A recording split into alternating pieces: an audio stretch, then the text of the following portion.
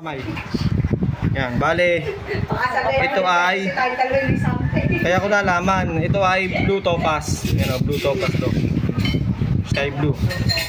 Ito kasi ito po yung pag-check ng blue topaz. Ito po yung ating quiz ng baso. Yan. Fake. Wala, yan po. Wala. Tapos ito po yung ito po ay rubis. Rubis po yung dalawang gilid nito. Parang pero hindi siya magpupuno. Yan, hanggang dyan lang siya. Yan ang tamang pagtingin niya, kahit paulit-ulit ganun lang. Rubis po yan, mabaga lang. Natural rubis. Ang moissanite po ay ito. Diamond, mabilis. Yan, diamond po yan. Yan. Ito po yung rubis uli.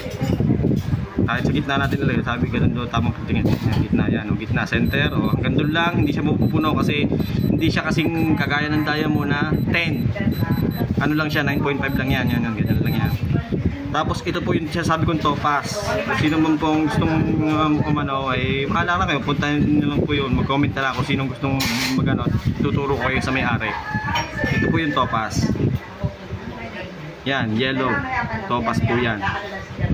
Nasa 6, 7, 8, yan, 6 to 8 ang kanyang hardiness, ang kanyang sa diamond tester po. Topaz po yan.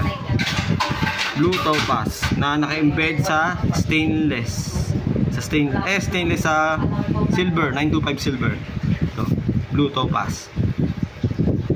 Ito po yung pitang baso. Talagang hindi mo tagalulusot yan. Inulit ko pa. Hanggang dyan lang yan. Kahit hindi ko yan, wala. Hanggang doon lang po. Teka, ito pa nga pala. Ito nga pala yung pagtingin noon. Yun, no? Kasi ito yung may chromium. Wag mo itutungin. Ang ganito po kasi kaya umiilaw ang loob niyan. Ito po, ang rubis po ay ang elements niya ay chromium. Chromium po naman ito. Ito, meron. Ayan, ganyan din yan. Hindi kita gawa ng brush. Hanggang doon lang po muna po. Yan.